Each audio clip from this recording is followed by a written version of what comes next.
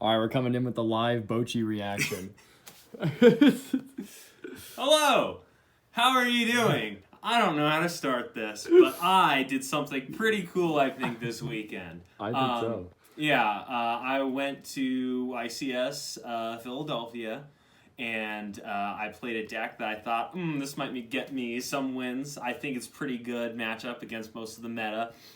And it turned out to not just be kind of a good matchup, it just... I got to day 2 with it. What's it called? With the round 1 bye. With the round 1 bye, because we showed up late. We weren't that smart. Day 1, you lost 1 game. Yeah, no, it was pretty much. But, even then with the round 1 bye, that's because we were supposed to show up on Friday, but instead we showed up on Saturday because we didn't know. But that's okay, because on Friday we went to a locals that we'd never gone to before. It was 4 rounds, and I took first place there as well. So this is a twofer video. Over the weekend, I played 15 rounds of Yu-Gi-Oh! 4 of them at the OTS, 11... at YCS Philly. 12 at YCS Philly. Well, except for the round 1 except for bye, the bye. yeah. Yeah, the bye. So, I played 15 rounds. I won 12 of them. I lost 3. And 9 of those wins, I 2-0'd my opponent. And with what deck, you might be asking, I played pure Mikanko. Going second. Going second, pure Mikanko. Oh, my goodness. I did not go first a single time today, and oh my gosh, even when I won the die roll, there were like 2 times when I rolled 6-6, and I just had to look at my opponent and be like, you go first. And it almost broke my heart. But yeah, let me get into the let's profile. get into it. Okay, first thing, playing 3 Ohime. This card is kind of insane. It's just instant recursion. It always stays in your hand, almost always stays in your hand, but literally it's just, you reveal it, you add a card to hand, you discard, you save it for next turn if you can't kill your opponent during your first turn. This one's special because I got signed by Jesse Cotton. I said, you're the reason it took me so long to play this deck. And it was actually kind of really funny. It was last round of Swiss on day 2. We saw him walking in as we were walking out, and we asked, hey, how are your rounds going? He said, oh, pretty good. Although I gave up this round because I wanted to get lunch. I was just really hungry, like so far ahead that he could do that. Dude's a madman. Dude's a madman. He didn't even bring a mat. I don't know if you noticed. I watched him play 3 games. Yeah. He didn't even bring a mat to the event. He was playing with no mat the entire day. Insane man. Nothing but respect for him. So yeah, that was really cool. So 3 Ohime. Then we have 1 Hare. This one, when equipped, it searches for an equip spell. That is in the archetype, and then 1 Nini, which is it's a target and steal during your opponent's turn, so you can steal their monsters until the end phase. Really good, helps you survive, help you steal, I don't know, like Fenrir's, and then use Fenrir's effects, which is great. And then, like, legitimately the best card in the deck. We have 2 of the Huli. You could definitely play this at 3, and given some of the things that happened at the ban list, I might do that. I'm not sure yet. I'm thinking about it. But literally this card, not when it's equipped, but when you control an equip card, makes all of your Mikanko cards untargetable. Not monsters, not spells and traps, both, everything. The amount of times I summoned this out and my opponent couldn't do anything. Insane. Like, best card in the deck. All just so good. Well, you should explain real quick how the monsters and the equips work. Okay. Because this deck is a little weird how it functions. So, this is, what's it called? These are the only 7 monsters in the archetype, or the 7 cards that we were playing in the archetype for monsters. And basically, when they're unequipped, you take no damage from attacks involving them, right? But when they are equipped, any damage you would take, your opponent takes instead. They have 0 attack. The only exception to this is Ohime. That's just naturally built into her. But, like, still, it's just oh, what am I going to do? I'm going to attack into their monsters. And it's like, no. Okay. Or it's like, yeah, sure, go for it. You take the damage. Like every single time I would describe one effect, they'd read it, they'd put it down, and I'd be like, yeah, anyways, I attack, and now you take the damage. And then they'd pick it up and they'd read it again. Legitimately insane. Like, I think the only loss that I had day one was because the guy played against like 3 or 4 of this on DB Grinder, or DB, on Dueling Buck. We just see DB we Grinder. Did see the DB He's Grinder. stuck in my head right now. So, like, he kind of knew how to beat it. The other 2 losses that I had were just because I'm an idiot. Legitimately, that's it. Except for one other thing, where I was playing cash and they banished my out card off the top of the deck, and I just had to sit there and watch as I lost. It was heartbreaking. It was devastating. I stayed up till 3 that night thinking about it. But yeah, enough about the monsters. Yeah.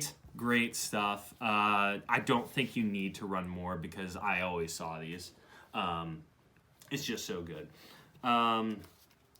So now for the rest of the Mikanko stuff, we have the equips, which is 2 Arabesque, 2 Mayawashidori, 2 Fire Dance, 1 Rondo, and then we have these 2 Great Ceremony, and then 1 of each trap that is out right now.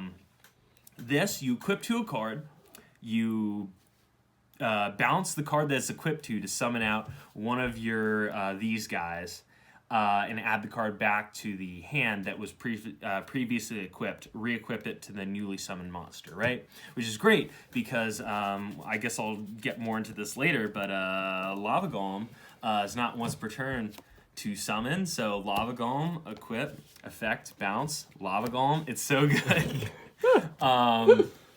What's it called? Insanity. So great. Then there's Fire Dance. So the thing about running Lava Golem is that you won't usually have your normal summon. This is how you get around that, because you activate it, you summon a monster from hand or grave, non-targeting, and then equip to that. Equip this to the summon monster. Plus, you also gain the ability to summon a monster from your opponent's graveyard. So let's say they do something like, I don't know, don't summon out any monsters, so you can't attack with your 0 attack monsters. But they do hand trap you. They just have an Ash sitting there. You do that. You summon out the Ash in defense. You summon your guys. You attack into the defense position Ash, or whatever they discard. Because another thing is that the monster summoned from their grave has its effects negated permanently. So like they can't even do anything with it. So that's really cool. Then we have 2 of Mayawashidori. This is one of the 2 Sayak cards that I got from that set. Literally didn't care about anything else. It was just this and the green Mikanko. Yeah, the green one. Literally, it's just so good. Mayawashidori is end of damage step.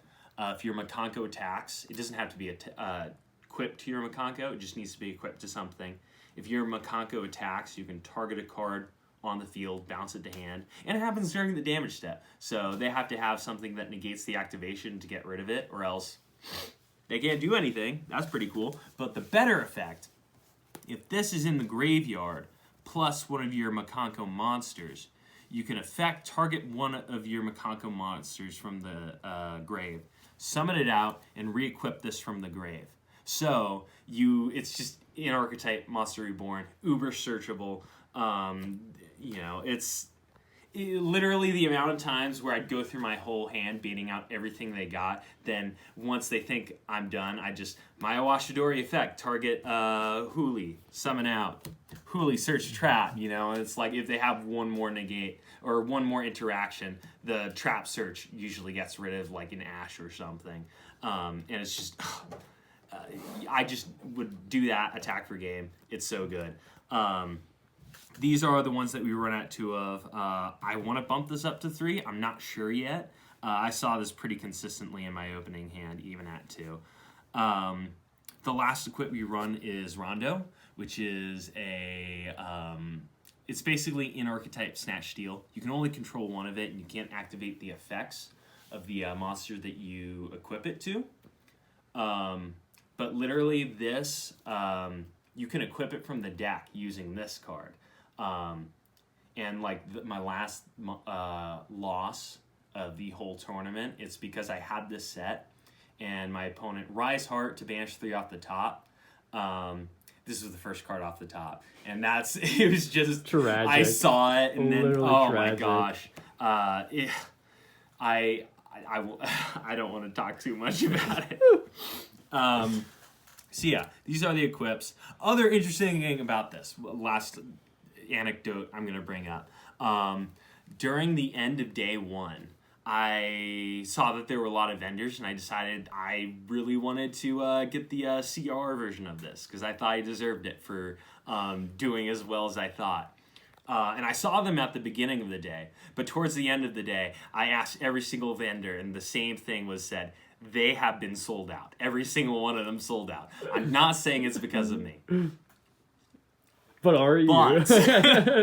But we ran into a lot of people, like at the end, the beginning of day 2.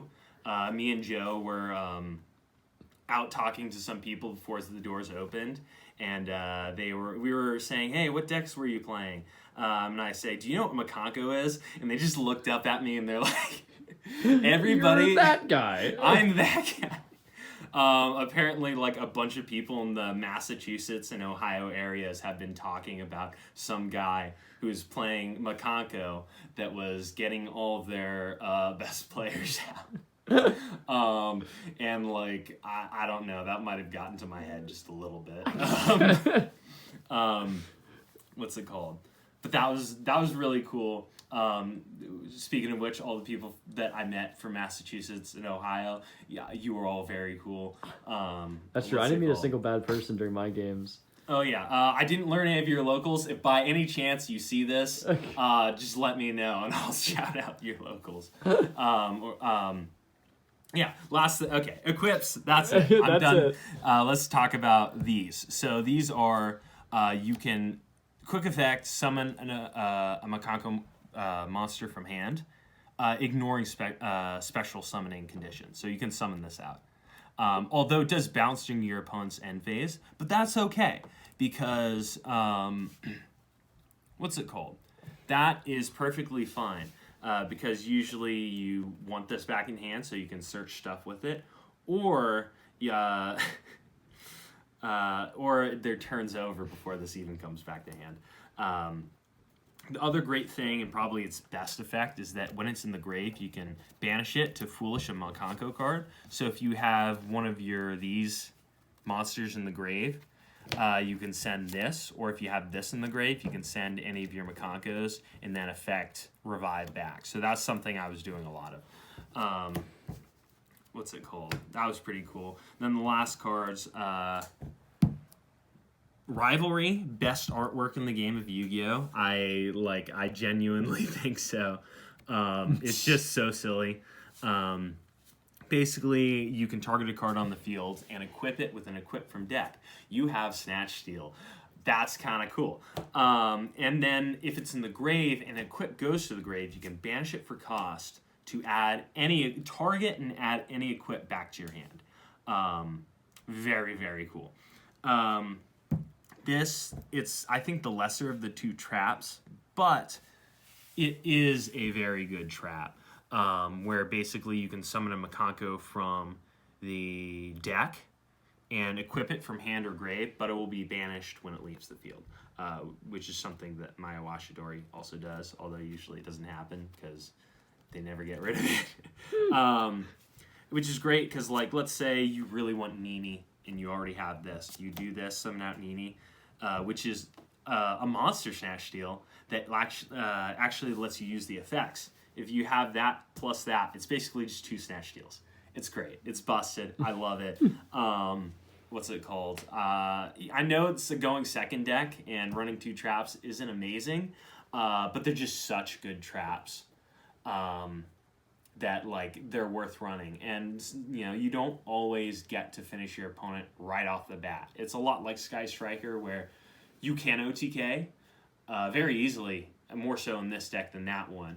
But if you don't, you just destroy their board, you set up, and they can't play through it. You get rid of all their resources, and that's the game plan there. And that's it for the Mikanko side of things. After that, we've got just some consistency cards. You search your ritual. That's great. We got Pot of Prosby, which some people might think is worse in a deck like this because of the halving damage. And also you might want to just draw 2 with Extrav instead. But you really want to see Lava Golem. And I mean, as seen prior in the beginning of this video. Seen, literally. The amount of times I'd activate this and people are like, oh, it's obviously bait. They don't ash it, right? You reveal 6, Lava Golem is like, I want to say 75% of the time Lava Golem was there.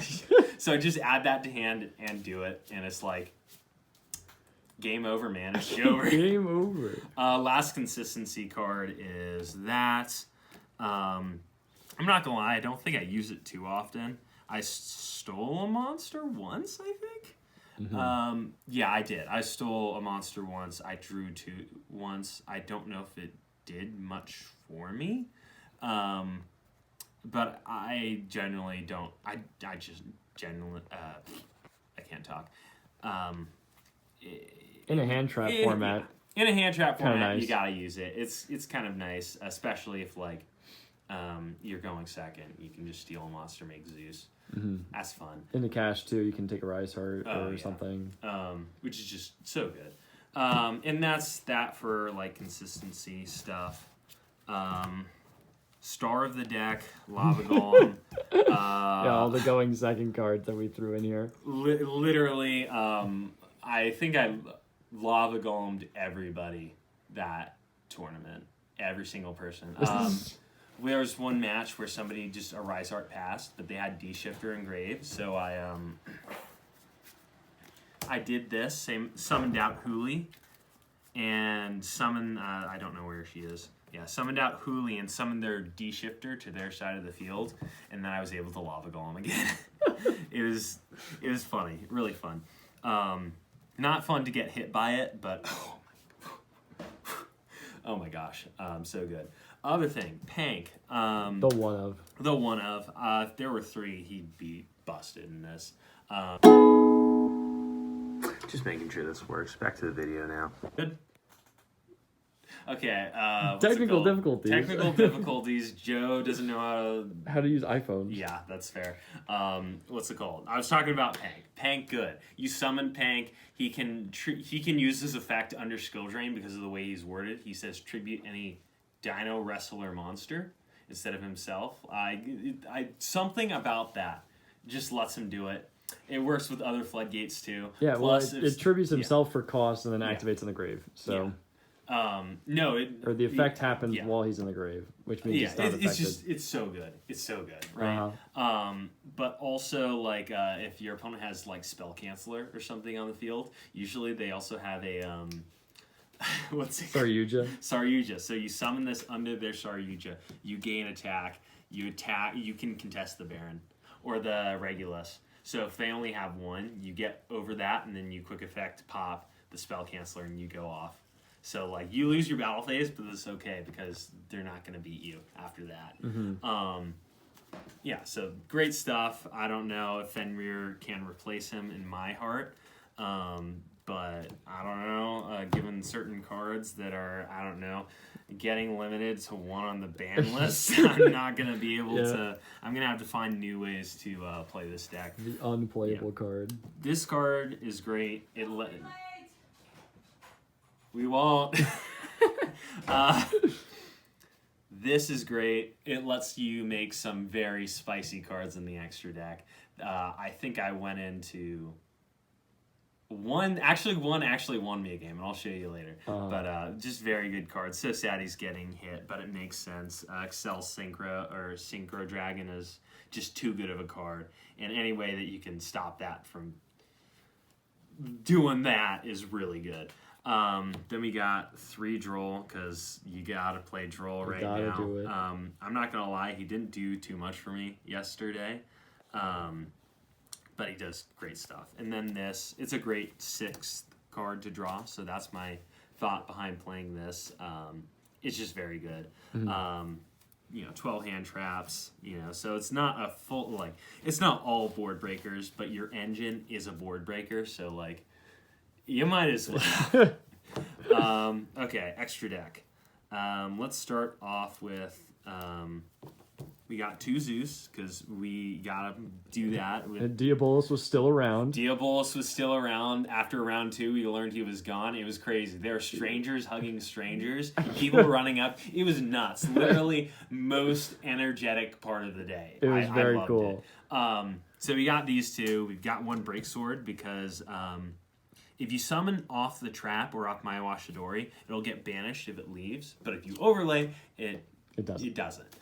So that's the thought behind this, but also it helps you out stuff, and if they put no monsters on the field, this kind of forces them to put something on the field, so you just attack, and then you can go into Zeus. And then I made this, I think, twice, maybe 3 times. This is a very cool card. It is a very cool card. It's basically if you snatch steal an opponent's monster, which you usually will, you can overlay that monster regardless of its level, as long as it has a level. It can be treated as a level 6 for this. And Ohime is a level 6. So you can go into this, you can target, send a card to the grave, and then summon it back. So if your opponent uses their Baron, or something like that, you do this, you send their Baron to the grave, you effect summon back their own Baron. It's so good. Yeah, very spicy card. I'm glad that I used these. I think I went into Zeus once. But that's okay, because it's better to have one than not.